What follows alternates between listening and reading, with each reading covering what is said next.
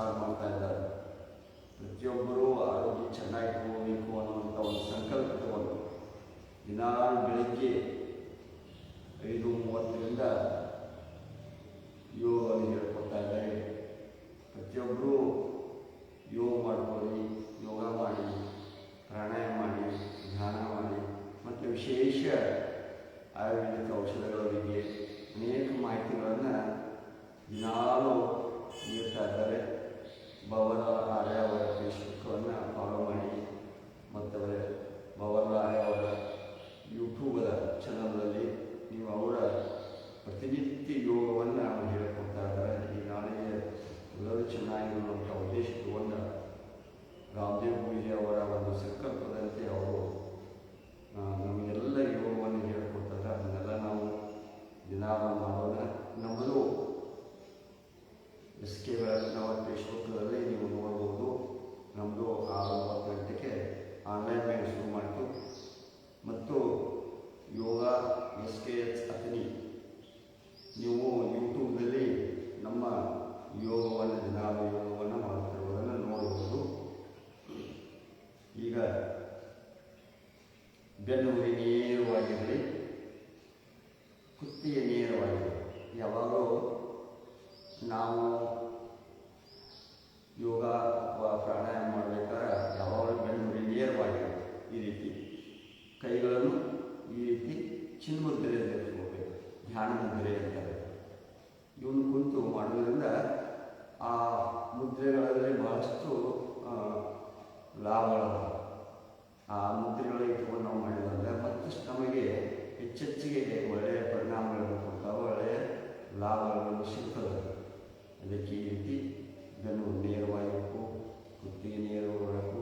ಮತ್ತು ಈಗ 3 ಸಲ ಓಂಕಾರವನ್ನು ಮಾಡೋಣ.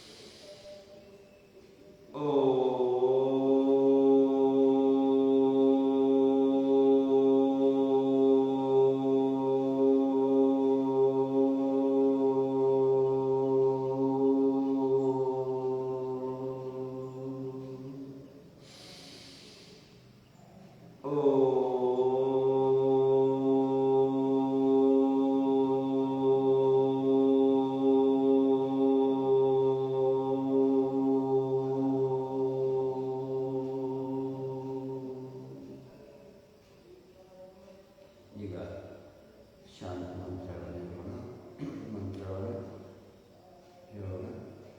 ಓಂ ಭೂರ್ಭುವಸ್ವಃ ತತ್ಸವಿತುರ್ವರೆಣ್ಯಂ ಭರ್ಗೋ ದೇವಸ್ಯ ಧೀಮಹಿ ಧಿಯೋ ಯೋ ನ ಪ್ರಚೋದಯಾತ್.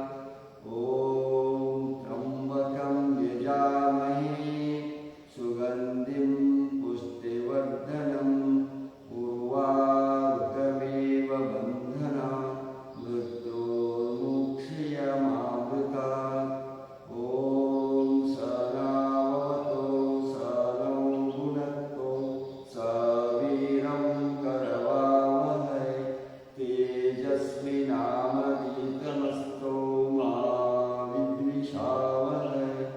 ಓಂ ಅಸತೋ ಮಾ ಸದ್ಗಮಯ ತಮಸೋ ಮಾ ಜ್ಯೋತಿರ್ಗಮಯ ಮೃತ್ಯೋರ್ಮಾ ಮೃತಂಗಮಯ. ಓಂ ಶಾಂತಿ ಶಾಂತಿ ಶಾಂತಿ. ಎಲ್ಲರೂ ಕೈಗಳನ್ನು ಮೇಲ್ಗಡೆ ಇಟ್ಕೊಳ್ಳಿ. ನಿಧಾನವಾಗಿ ಈ ಕೈಗಳನ್ನು ಮುಚ್ಚಿ, ಜೋರಾಗಿ ಮುಚ್ಚಿ ವಿಷಯಗಳಾಗಬೇಕು. ಕೈಗಳ ವಿಷಯ ಬರಬೇಕು. ಅವನ್ನ ನಿಧಾನವಾಗಿ ನಿಧಾನವಾಗಿ ಕಣ್ಣಿಗೆ ಮತ್ತು ತೂಕದೊಳಗೆ ಸ್ಪರ್ಶ ಮಾಡಿ ಈ ರೀತಿ ಮಾಡಿ. ಈಗ ನಾವು ಸುಮಾರು ಒಂದು 12 ಜಾಗಿಂಗ್ಗಳನ್ನು ಮಾಡೋಣ. ಅವು ಮಾಡೋದ್ರಿಂದ ಸುಮಾರು ನಾವು 5 ಕಿಲೋಮೀಟರ್ ಹೋಗಿ ಬಂದಷ್ಟು ನಮ್ಮ ವ್ಯಾಯಾಮ ಆಗ್ತದೆ, ವಾಕಿಂಗ್ ಆದಂಗೆ. ಅದಕ್ಕೆ ನಾವೇನು ಮಾಡಬೇಕು, ಸಂಗೀತದೊಂದಿಗೆ ಅಂದರೆ ನಾವು ಮಾಡೋದ್ರಿಂದ ನಿಧಾನವಾಗಿ ಯಾವುದೇ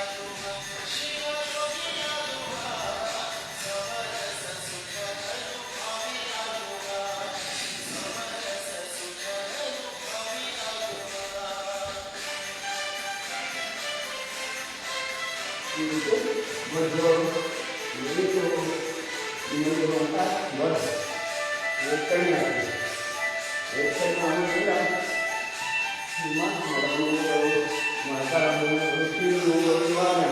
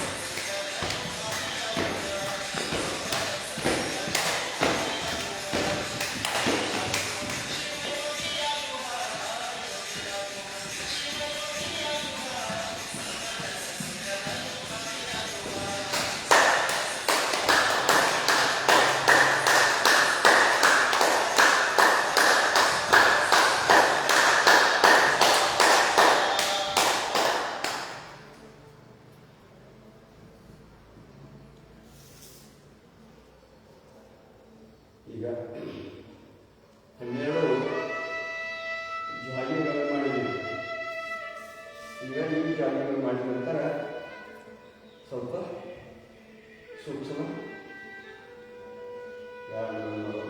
ಈ ರೀತಿ ಎರಡೂ ಕೈಗಳಿರಬೇಕು. ಈ ರೀತಿ ಬರಬೇಕು. ಕಾಣಿಸಿದ ಬಗ್ಗಿಸಬಾರದು. ಈ ಭಾಗ ನಡೆದು ಇಲ್ಲಿ ಬೊಜ್ಜ ಇರ್ತದೆ. ಇಲ್ಲಿ ನಾವು ಪೃಷ್ಠ ಭಾಗದಲ್ಲಿ ಬೊಜ್ಜ ಇರ್ತದೆ. ಕೈ ಹಾಕಿಸಿ ಹೀಗೆ ಮಾಡೋದ್ರಿಂದ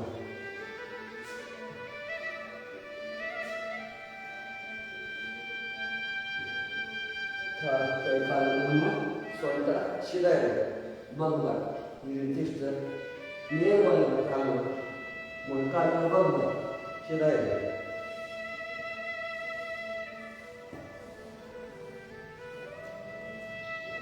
ಎರಡೂ ಕೈಗಳನ್ನು ಮೊಣಕಾಲು ನಿಧಾನವಾಗಿ ಶೇಕ್ ಮಾಡಿ.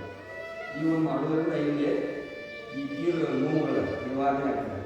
ಇಲ್ಲಿ ನೀರು ತುಂಬಿರ್ತಂತ ಹೇಳ್ತಾರೆ. ಅದೆಲ್ಲ ನೋಡಿ ಚೆನ್ನಾಗಿ ಫೀಲ್ಸ್ ಇದೆಲ್ಲ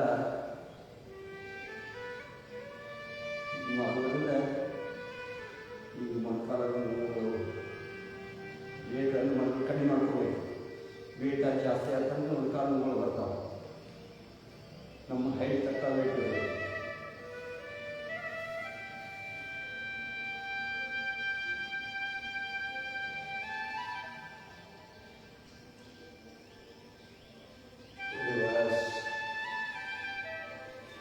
ಈಗ ನಾವು ಪಾರ್ಶ್ವ ಕೋನಾಸನವನ್ನು ಮಾಡೋಣ. ಈ ಪಾರ್ಶ್ವ ಕೋನಾಸನ ಮಾಡೋದ್ರಿಂದ ನಮ್ಮಲ್ಲಿರುವಂಥ ಈ ನಡೆದ ಬೊಜ್ಜುಗಳು, ಈ ನಡೆದ ಬೊಜ್ಜು ಇರಲ್ಲ, ಅದು ನಿವಾರಣೆ ಆಗ್ತದೆ. ಅದಲ್ಲದೆ ನಮ್ಮ ಪೃಷ್ಠಭಾಗ, ಈ ಪೃಷ್ಠಭಾಗ ಇರೋದಲ್ಲ, ಅದು ಬೊಜ್ಜಿರುತ್ತೆ, ಅದಕ್ಕೆ ನಿವಾರಣೆ ಆಗ್ತದೆ. ಮತ್ತು ಈ ಪಾರ್ಶ್ವ ಕೋನಾಸನ ಮಾಡೋದ್ರಿಂದ ಎದೆಯ ಭಾಗ, ಇದು ಚೆಸ್ಟ್ ಅಗಲ. ಅದಲ್ಲದೆ ಇನ್ನೂ ಅನೇಕ ಅಂಥವಾದ ಬೆನ್ನು ನೋವುಗಳಿಂದ, ಈ ಬೆನ್ನು ನೋವುಗಳಿಂದ ನಿವಾರಣೆ ಆಗ್ತದೆ. ಆಮೇಲೆ ನಡದ ನೋವು, ಈ ನಡದ ನೋವುಗಳಿಂದ ಅದು ನಿವಾರಣೆ ಆಗ್ತದೆ. ಅದಲ್ಲದೆ ಮತ್ತು ಈ ಕೀಲಿನ ನೋವುಗಳು, ಈ ಕೀಲು ನೋವುಗಳು ನಿವಾರಣೆ ಆಗ್ತದೆ. ಅದಲ್ಲದೆ ಮಲಬದ್ಧತೆ ಚೆನ್ನಾಗಿ ಆಗ್ತದೆ. ಏನಾಗ್ತದೆ? ಮಲಬದ್ಧತೆ. ನಮಗೇನು ಸಂಡಾಸ ಬಂದಿಲ್ಲ, ಸಂಡಾಸದ ತೊಂದರೆ ಇರ್ತಂದ್ರೆ ಏನಾಗ್ತದೆ? ನಿವಾರಣೆ ಆಗ್ತದೆ.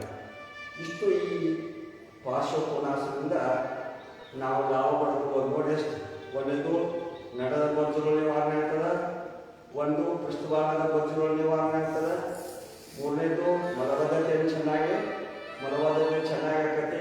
ಅದಲ್ಲದೆ ನಮ್ಮದ ಈ ನಡೆದ ನೋವುಗಳು, ಬೆನ್ನು ನೋವುಗಳು ಮತ್ತು ಈ ಕೀಲು ನೋವುಗಳು ಇಷ್ಟೆಲ್ಲ ನಿವಾರಣೆ ಆಗ್ತದೆ. ಬನ್ನಿ ಅಂದಾಗ ಯಾವಾಗಲೂ ಪಾರ್ಶ್ವ ಕೋನಾಸನ ಮಾಡೋಣ. ಈ ರೀತಿ ಕಾಲುಗಳನ್ನು ಅಗಲ ಮಾಡಬೇಕು. ಇದು ಪಾರ್ಶ್ವ ಕೋನಾಸನ. ಈ ರೀತಿ ಎಡಗಾಲನ್ನು ತಿರುಗಿಸ್ಬೇಕು. ಈ ರೀತಿ ತಿರುಗಿಸ್ಬೇಕು. ಈ ಕಾಲು ಹೀಗಿರಬೇಕು, ಇದು ಹೀಗಿರಬೇಕು. ಇದನ್ನ ಏನು ಮಾಡಬೇಕು? ಎಡಗೈಯನ್ನು ಮೇಲ್ಗಡೆ ಹಾಕಬೇಕು. ಇದು ವೀರಭದ್ರಾಸನ. ಈ ರೀತಿ ನೋಡಿ, ಈ ರೀತಿ ಆಗಬೇಕು. ಕರೆಕ್ಟ್ ಪೋಷನ್ ಹೀಗೆ ಬಿಡಬೇಕು. ಇದು ಇಲ್ಲಿ ಹೋಗಬೇಕು.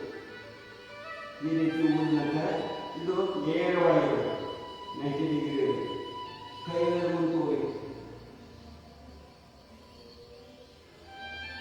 ಆಮೇಲೆ ಮೇಲ್ಗಡೆ ತಗೋಬೇಕು.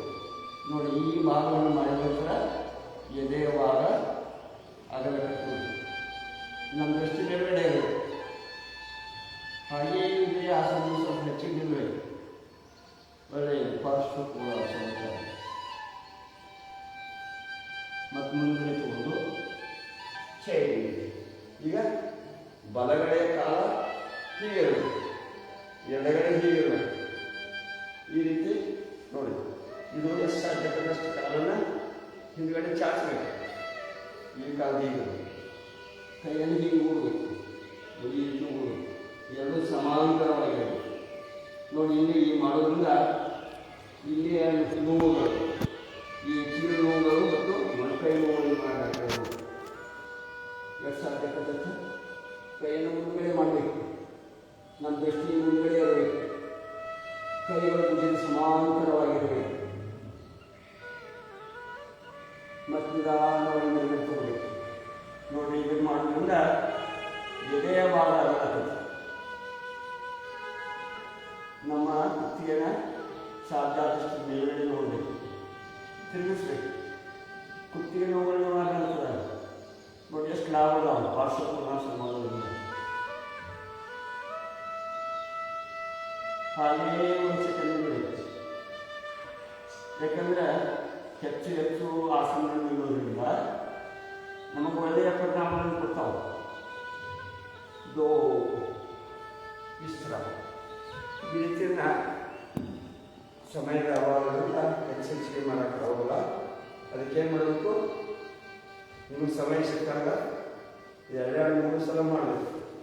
ಈಗ ಇದನ್ನೇ ಹೇಗೆ ಮಾಡಬೇಕು, ಪಾರ್ಶ್ವಕೋನಾಸನವನ್ನು ಎಡಗೈಯನ್ನು ಮೂರು, ಬಲಗೈಯನ್ನು ಎತ್ತು, ಬಲಗಾಲನ ಮೇಲ್ಗಡೆ ಎತ್ತು. ನಿಮ್ಮ ಶಕ್ತಿ ಅನುಸಾರ ಮಾಡಿ, ಒಂದು ಸಲ ಬರುವುದಿಲ್ಲ. ಮತ್ತು ಇದರಿಂದ ಇನ್ನೂ ಚೆನ್ನಾಗಿ ಹೆಚ್ಚಿಗೆ ಏನು ಮಾಡಿದಾಗ ಈ ಆಸನ ಮಾಡೋದ್ರಿಂದ ಬ್ಯಾಲೆನ್ಸ್, ನಮ್ಮಲ್ಲಿ ಬ್ಯಾಲೆನ್ಸ್ ಚೆನ್ನಾಗಿ ಸಿಗ್ತದೆ. ಈಗ ನೋಡಿದ್ರೆ ನಿಧಾನವಾಗಿ ಈ ಕೈಗಳಿಟ್ಟು ಈ ರೀತಿ ಊರಬೇಕು. ನೋಡಿ, ಊರಿದ ನಂತರ ನಿಧಾನವಾಗಿ ಬ್ಯಾಲೆನ್ಸ್ ಇಟ್ಟು ಅಂತ ಏನು ಮಾಡಬೇಕು, ಈ ರೀತಿ ಕೈಗಳ ಮೇಲೆ ಮಾಡಬೇಕು. ಬದಲಾವಣೆ ಮಾಡಬೇಕು. ಈ ಪಾರ್ಶ್ವಕೋನಾಸನ ಬಹಳ ಒಳ್ಳೆಯ ಆಸನ ಇದೆ. ಈ ರೀತಿ ಬಲಗಾಲ ತಿರುಗಿಸ್ಬೇಕು. ಈ ರೀತಿ ಹೀಗಿರಬೇಕು, ಎಡಗಾಲ ಹೀಗಿರಬೇಕು, ಬಲಗೈಯನ್ನು ಕೆಳಗಡೆ ಓಡಬೇಕು, ಎಡಗೈಯ ಮತ್ತು ಎಡಗಾಲನ ಮೇಲ್ಗಡೆ ಎತ್ತಬೇಕು. ಈ ರೀತಿ ಕಾಲವಶವೇ ಎಡಗಾಲನ ಮೇಲ್ಗಡೆ ಎತ್ತಿ, ಬಲಗಾಲ 90 ಡಿಗ್ರಿ ಇರಬೇಕು. ನಮ್ಮ ದೃಷ್ಟಿ ಅಂತ ಇರಬೇಕು, ನಮ್ಮ ದೃಷ್ಟಿ ಬಳಕಡೆ ಇರಬೇಕು.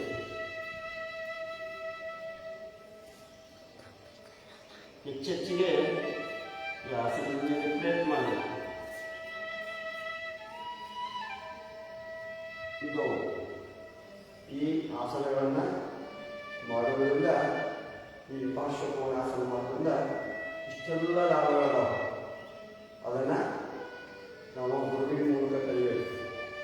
ನಮಗೇನಾದ್ರು ತೊಂದರೆಗಳಿದ್ವು ಅಂದ್ರೆ ಅವ್ರು ಹೇಳೋದು, ಗಂಡು ನೋವುಗಳಿದ್ದಂಗೆ, ಕುತ್ತಿಗೆ ನೋವುಗಳಿದ್ದಂಗೆ ಇವೆಲ್ಲ ನಾವು ನಿವಾರಣೆ ಮಾಡಲಿಕ್ಕೆ ಅನುಕೂಲ ಆಗ್ತದೆ. ಅದಕ್ಕೆ ನೀವೆಲ್ಲರೂ ಈ ಪಾರ್ಶ್ವಕೋನಾಸನವನ್ನು ಯಾರು ಬಜ್ಜು ಬಂದಿರ್ತೈತಿ ಅವರೆಲ್ಲ ಪಾರ್ಶ್ವಕೋನಾಸನವನ್ನು ಮಾಡಿ. ಈಗ ತಾಡಾಸನ ಮಾಡೋಣ.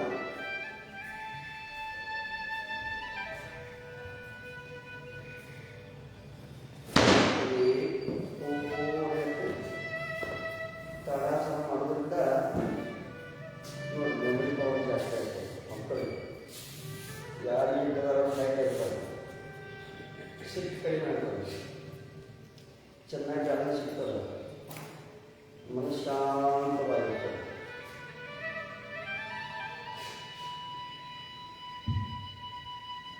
ಮೆಮೊರಿ ಪವರ್ ಆಗ್ತದೆ ಮಕ್ಕಳಿಗೆ. ಒಳ್ಳೆಯ ಆಸನ ಇಟ್ಟಿದ್ದವ್ರು ಲೈಟ್ ಆಗ್ತದೆ.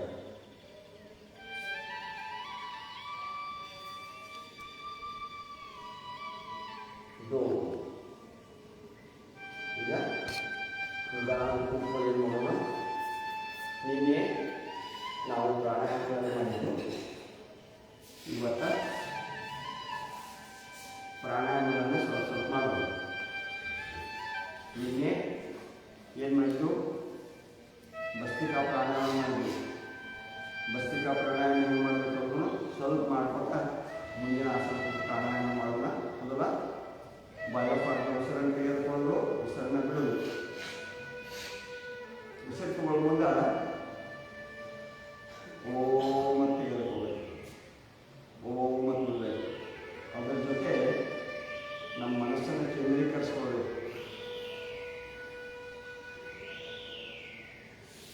ಇದು ಎದೆಯ ಭಾಗ ಸ್ವಲ್ಪ ಹೊಟ್ಟೆಯಿಂದ ತಗೋಬಾರ್ದು. ಇದನ್ನು 5 ನಿಮಿಷ ಮಿನಿಮಮ್ ಮಾಡಬೇಕು. ಇದು ಭಸ್ತ್ರಿಕಾ ಪ್ರಾಣಾಯಾಮ. ಭಸ್ತ್ರಿಕಾ ಪ್ರಾಣಾಯಾಮ ಆದ ನಂತರ ಏನು ಮಾಡಬೇಕು, 5 ಸೂಕ್ಷ್ಮ ವ್ಯಾಯಾಮಗಳನ್ನು ಹೇಳಿದೆ.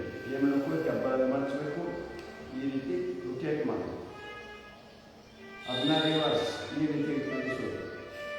ಆಮೇಲೆ ಮುಂದಿನ ಮೇಲೆ ಕೈಗಳನ್ನು ಈ ರೀತಿ ಒಂದು 5 ಸಲ 10 ಸಲ 15 ಸಲ ಮಾಡ್ಬೋದು. ಮತ್ತು ರಿವರ್ಸ್ ಮಾಡೋದು. ಮತ್ತು ನಮ್ಮ ಕೈಗಳನ್ನು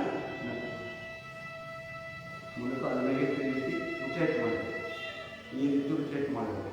ಕೈಗಳನ್ನು ಲಾಕ್ ಮಾಡಿ ಈ ರೀತಿ 5 ಸಲ 10 ಸಲ ನಾವು ಮಾಡಬೇಕು. ನಿನ್ನೆ ಹೇಳಿದೆ. ಈಗ ಇದಾದ ಏನು ಮಾಡಬೇಕು? ಕಪಾಲಭಾತಿ ಹೇಳಬೇಕು. ವಾಯು ಮುದ್ರೆಯಲ್ಲೇ ಕುಳಿತುಕೊಳ್ಬೇಕು. ವಾಯು ಮುದ್ರೆಯಲ್ಲಿ ಕುಳಿತುಕೊಳ್ಳೋದ್ರಿಂದ ಬಹಳಷ್ಟು ನಮಗೆ ಲಾಭಗಳಲ್ಲ. ಇಡೀ ಶರೀರಕ್ಕೆ ಪ್ರಾಣಾಯಾಮ ಹೋಗ್ಬೇಕಾದ್ರೆ ನಾವು ವಾಯು ಮುದ್ರೆಯಲ್ಲಿ ಕುಳಿತು ನಾವು ಮಾಡಿರೋದ್ರ ವಾಯು ಮುದ್ರೆಯಿಂದ ಲಾಭಗಳು ಬಹಳಷ್ಟು ಲಾಭಗಳಲ್ಲ. ಯಾಕಂದರೆ ಇಡೀ ಶರೀರದ ಮುಖ ನಮ್ಮ ಪ್ರಾಣಶಕ್ತಿಯನ್ನು ಮಾಡುವಂಥ ವಾಯು ಮುದ್ರೆನೇ ನಮಗೆ ಶ್ರೇಷ್ಠವಾದದ್ದು. ಅದಕ್ಕೆ ಕಪಾಲಭಾತಿ ಏನಂದ್ರೆ ಉಸಿರನ್ನ ಬಿಡೋದು.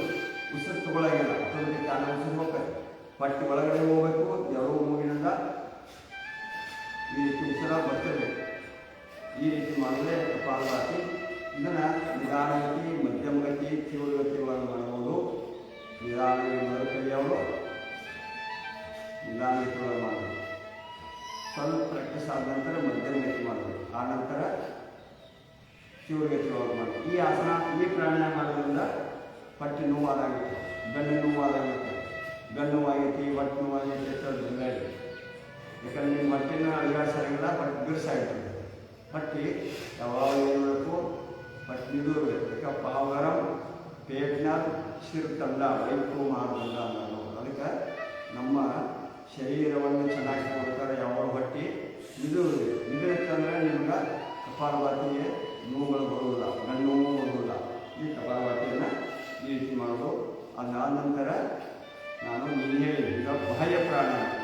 ಬಾಹ್ಯ ಪ್ರಾಣಾಯಾಮ ಅಂತಕ್ಕಂಥ ಹೆಂಗನ್ನು ಉಸಿರನ್ನು ಏನು ಮಾಡಬೇಕು? ಮೊದಲ ಉಸಿರನ್ನು ಇಟ್ಕೊಳ್ಬೇಕು.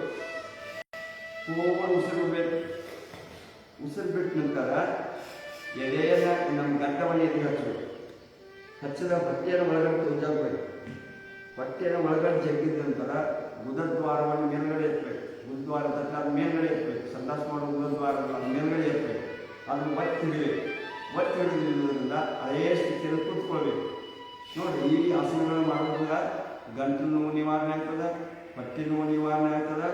ನಿಮ್ಮ ಗುದದ್ವಾರದಲ್ಲಿ ಅಥವಾ ಯಾರಿಗೆ ಬ್ಲಡ್ ಆಗಿರ್ತೈತಿ, ಬ್ಲಡ್ ಸೋರ್ತೈತೆ, ಮಳೆ ಕೊಡಿರ್ತಾವೆ, ಮೂಲೆ ಅಡಿಯಾಗಿರ್ತೈತೆ, ಅವರಿಗೆ ಈ ಬಾಹ್ಯ ಪ್ರಾಣಾಯಾಮ ಮತ್ತು ಮಾಡೋದ್ರಿಂದ ಭಾಳಷ್ಟು ಲಾಭಗಳಲ್ಲ.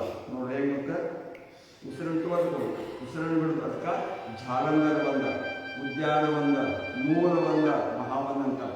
ಅಲ್ಲ 4 ಬಂಧಗಳನ್ನು ನೀವು ಮಾಡಿದ್ರಿಂದ ಮಹಾಬಂಧ ಅಂತ. 3 ಬಂಧಗಳನ್ನು ಮಾಡಿದಕ್ಕೆ 4ರಿಂದ ಕೇಳ್ತಾರೆ ಮಹಾಬಂಧ ಅಂತ. ನೋಡಿಗ ಮಾಡೋದು ತಗೊಳ್ಳಿ, ಉಸಿರನ್ನು ಕೇಳ್ಕೊಳ್ಳಿ. ಉಸಿರನ್ನು ಪೂರ್ಣವಾಗಿ ಬಿಡಿ. ಗದ್ದೆಯಲ್ಲಿ ಹಚ್ಚಿರಿ. ಹೊಟ್ಟೆಯನ್ನು ಒಳಗಡೆ ಜಗ್ರಿ. ಗುದದ್ವಾರವನ್ನು ಮೇಲ್ಗಡೆ ಜಗ್ಗಿ ಅದೇ ಸ್ಥಿತಿಯಲ್ಲಿ ಕೂತ್ಕೊಳ್ಳಿ. ನಿಮಗೆ ಎಷ್ಟು ಸಾಧ್ಯ ಅದೇ ಸ್ಥಿತಿಯಲ್ಲಿ ಕೂತ್ಕೊಳ್ಳಿ.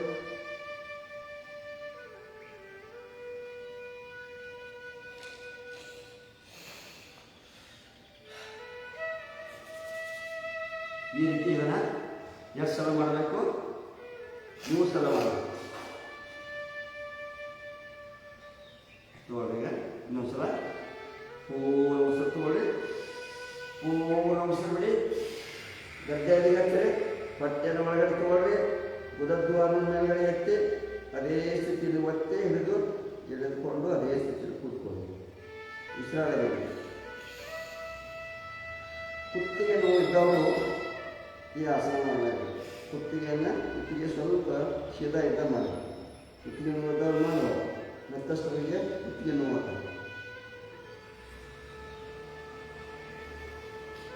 ಈ ರೀತಿ 3 ಸಲ ಮಾಡಬೇಕು. ಇದಕ್ಕೆ ಬಾಹ್ಯ ಪ್ರಾಣಾಯಾಮ ಅಂತ. ಇನ್ನೊಂದು ಅಗ್ನಿಸಾರ. ಇದೇ ಸ್ಥಿತಿಯಲ್ಲಿ ಬಟ್ಟೆಯನ್ನು ಮೇಲೆ ಕೆಳಗೆ ಮಾಡೋದು. ಇದಕ್ಕೆ ಅಗ್ನಿಸಾರ. ನೋಡ್ರಿ, ಈ ಅಗ್ನಿಸಾರ ಮಾಡೋದ್ರಿಂದ ಈ ಏನು ಜಠರ ಕ್ರಿಯೆ, ನಮ್ಮ ಅಡಿಗೆಯನ್ನು ತಯಾರು ಮಾಡುವಂಥ ನುಡಿ ಇರ್ತದೆ, ಜಠರ ಕ್ರಿಯೆ. ಇದಕ್ಕೆ ಚೆನ್ನಾಗಿ ಇದಕ್ಕೆ ಕೆಲಸ ಕೊಡ್ತದೆ, ಒಳ್ಳೆಯ ಪರಿಣಾಮವನ್ನು ಕೊಡ್ತದೆ. ನಿಮ್ಮ ಊಟ ಮಾಡಿ ಚೆನ್ನಾಗಿ ಡೈಜೆಷನ್ ಆಗ್ತದೆ. ಇದಕ್ಕೆ ಇದನ್ನು ಈ ಆಸನ, ಇದಕ್ಕೆ ಪ್ರಾಣಾಯಾಮ ಅಗ್ನಿಸಾರ ಪ್ರಾಣಾಯಾಮ. ನಾವು ಉಸಿರು ತೆಗೆದುಕೊಳ್ಳೋದು, ಉಸಿರನ್ನು ಬಿಡುವುದು, ಹೊಟ್ಟೆಯನ್ನು ಮೇಲೆ ಕೆಳಗೆ ಮಾಡೋದು, ಅಲ್ಲಾಡಿಸೋದು.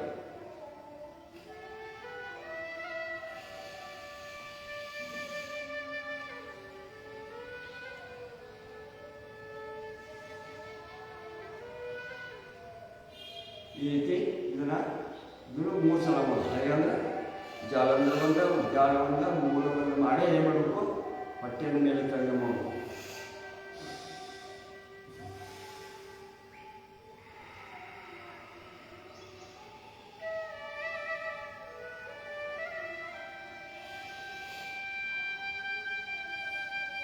ಈ ರೀತಿ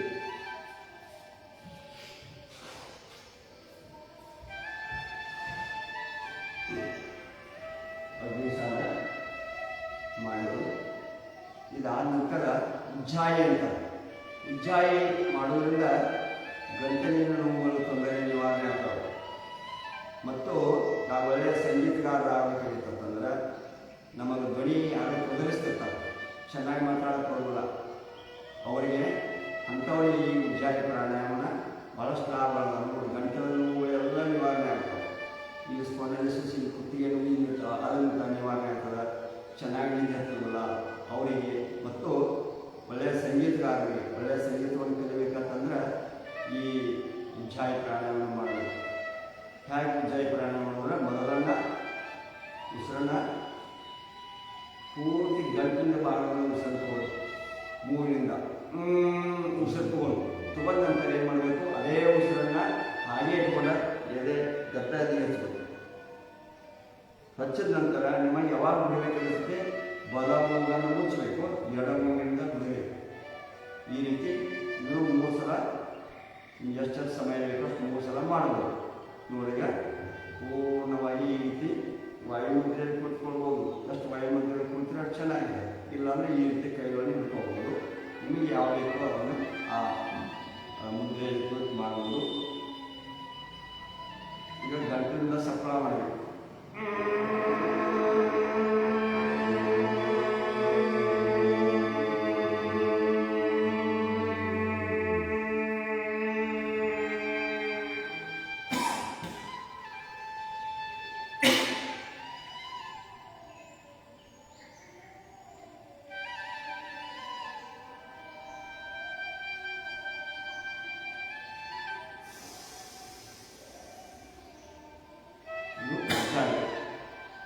ಹೇಗೆ ಮಾಡೋದಂತಂದ್ರೆ ಗಂಟಲಿನ ಉಸಿರನ್ನ ಮೂಗಿನಿಂದ ಸಫಲ ಮಾಡ್ಕೋತ ಏನು ಮಾಡಬೇಕು, ಮೂಗಿನಿಂದ ಪೂರ್ಣವಾಗಿ ಗಂಟಲ ಮಾಡ್ಕೊತ ಏನು ಮಾಡಬೇಕು, ಉಸಿರನ್ನ ಪೂರ್ಣ ಒಳಗಡೆ ತಗೋಬೇಕು. ತಗೊಂಡ ನಂತರ ಏನು ಮಾಡಬೇಕು, ಗದ್ದವಳಿ ಎದೆ ಹಚ್ಚಬೇಕು. ಉಸಿರನ್ನು ಹೊರಗಡೆ ಬಿಡಬಾರ್ದು, ಹಾಗೆ ಒತ್ತಿ ಹಿಡ್ಕೋಬೇಕು. ಕೆಳಗಡೆ ಮೃದುವಾದ ಬಂದ್ ಮಾಡಬೇಕು. ಉಸಿರು ಎಲ್ಲಿರಬೇಕಂತಂದ್ರೆ ಹೊಟ್ಟೆ ಒಳಗೆ ಹಂಗೆ ಇರಬೇಕು, ಪೂರ್ತಿ ಇರಬೇಕು. ಇಲ್ಲಿ ಕೆಳಗಡೆ ಬಂದ್ ಮಾಡಬೇಕು, ಇದು ಇರಬೇಕು. ಆ ಗಾಳಿ ಒಳಗಿತ್ತಂದ್ರೆ ನಂತರ ಏನು ಮಾಡಬೇಕು, ನಿಮಗೆ ಯಾವಾಗ ಉಸಿರಾಡಬೇಕು ಅನಿಸುತ್ತೆ ಅವು ನಿಧಾನವಾಗಿ ತೆಗೆದುಕೊಂಡು ಬಲ ಮೂಗನ್ನು ಮುಚ್ಚಬೇಕು, ಎಡ ಮೂಗಿಂದ ಬಿಡಬೇಕು. ಇನ್ನೊಂದು ಸಲ ಮಾಡೋದು ತಗೊಂಡವರು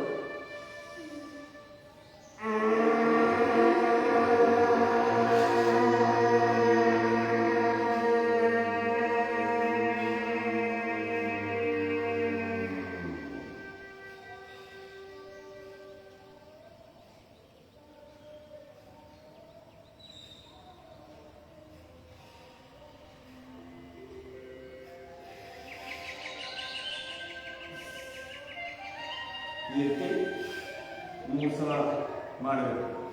ನೋಡಿ ಎಷ್ಟೊಂದು ಇದರಿಂದ ಭಾಳಷ್ಟು ನಮ್ಮ ಈ ಗಂಟಲಕ್ಕೆ ನಮ್ಗೆ ಚೆನ್ನಾಗಿ ಸ್ವರ ಬರಬೇಕಂತಂದ್ರೆ ಯಾರು ತೊಂದರೆಸ್ತಾರೆ ಮಾತಾಡೋಕ್ಕೆ ಬರೋಲ್ಲ ಅವರಿಗೆ ಈ ಆಸನಗಳನ್ನು ಈ ಪ್ರಾಣಾಯಾಮಗಳನ್ನು ಮಾಡಬೇಕು. ಇದಾದ ನಂತರ ಏನು ಮಾಡಬೇಕು, ಸ್ವಲ್ಪ ಕಾಲಗಳನ್ನು ಸೂಕ್ಷ್ಮ ಯಾಮಗಳನ್ನು ಮಾಡಬೇಕು. ಸ್ವಲ್ಪ ಕಾಲಗಳು ಅಧಿಕಾರಿಸಬೇಕು. ಆಮೇಲೆ ಕಾಲನ್ನು ಶೇಕ್ ಮಾಡಿ ರಿವರ್ಸ್ ಮಾಡಿ, ಆಮೇಲೆ ಪಾದಗಳಿಂದ ಮುಂದೆ ಮಾಡಿ, ಆಮೇಲೆ ಬಲಗಳನ್ನು ಮುಚ್ಚಬೇಕು.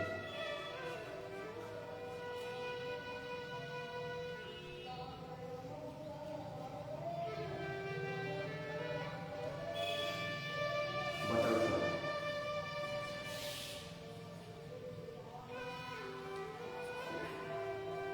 ಈ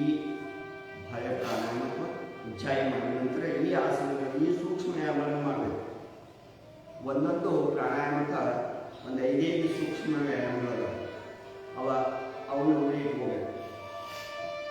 ನಮಗೆ ಪ್ರಾಣಾಯಾಮ ಮಾಡಿದಂಗೆ ಆಯ್ತು ಮತ್ತು ಸೂಕ್ಷ್ಮ ವ್ಯಾಯಾಮಗಳನ್ನು ಮಾಡಿದಂಗೆ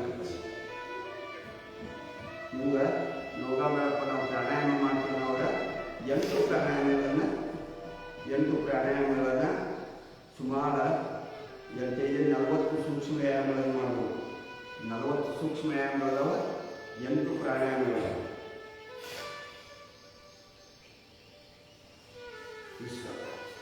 ಈಗ ಸ್ವಲ್ಪ ಕಾಲಗಳನ್ನು ಅಗಲಿಸ್ಬೇಕು. ಈ ರೀತಿ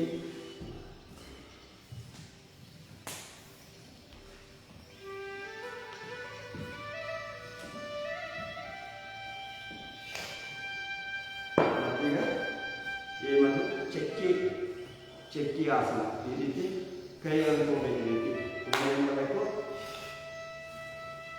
ನೋಡಿದ್ರೆ ಬಜ್ಜು ಅಂತೈತಿ. ಸೊಂಟದ ನೋವು ನಿವಾರಣೆ ಆಗ್ತದೆ.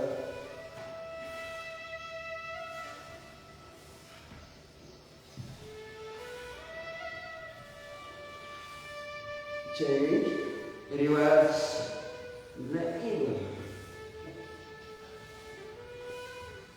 ಸಾಧ್ಯತೆ ಹಿಂದ್ಗಡೆ ಈ ರೀತಿ ಬರಬೇಕು. ಈ ರೀತಿ ಸೂಕ್ಷ್ಮ ವ್ಯಾಯಾಮವನ್ನು ಮಾಡಬೇಕು.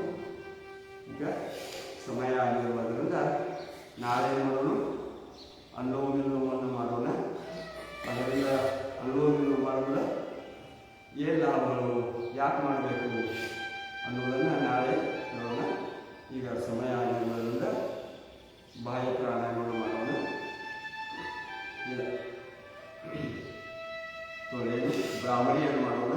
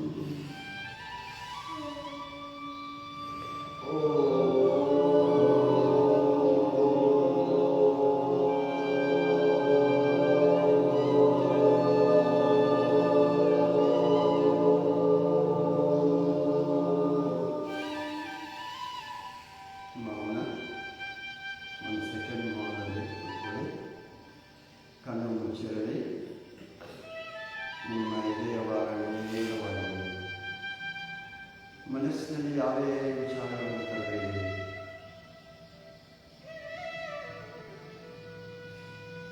ನಿಮ್ಮ ದೇಹ ಮನಸ್ಸು ಯೋಗ ಅಂದರೆ ಮನಸ್ಸು ದೇಹ ಒಂದು ಮೂಡುವುದೇ ಯೋಗ.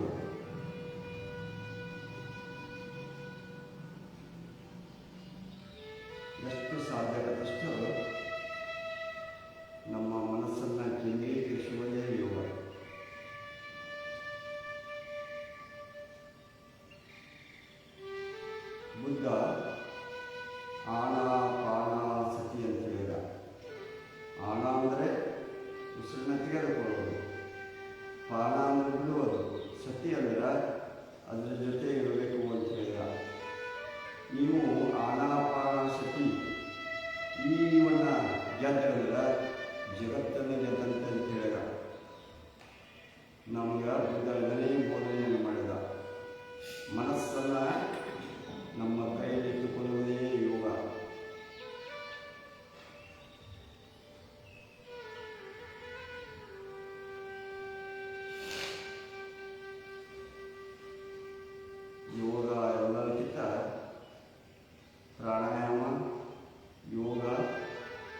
60% ಇದ್ರೆ ಪ್ರಾಣಾಯಾಮ 30%, ಧ್ಯಾನ 60%, ಯೋಗದಲ್ಲಿ 60%ನ್ನು ನಾವು ಧ್ಯಾನದ ಮೂಲಕ ಸಾಧನೆಯನ್ನು ಪಡ್ಕೋಬೋದು.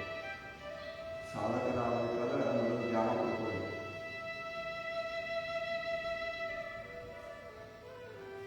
ಯಾರು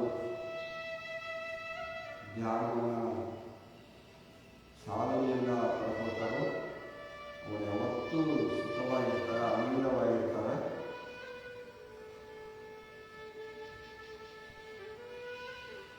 ಆನಂದವಾಗಿರುವುದೇ ಸುಖವಾಗಿರುವುದೇ ಬೇರೆ.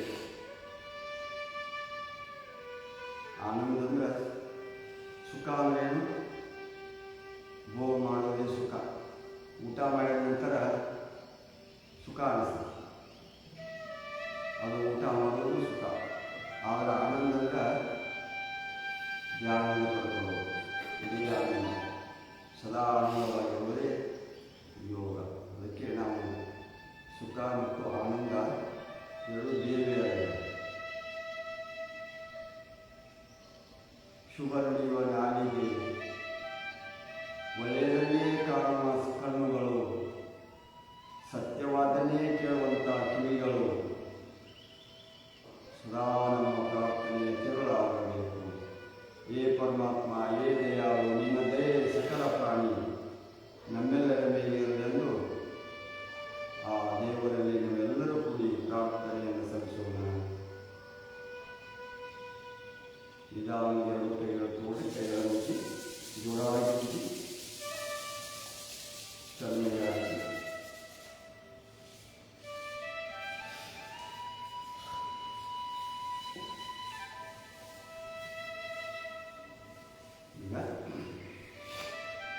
ಶಾಂತಿ.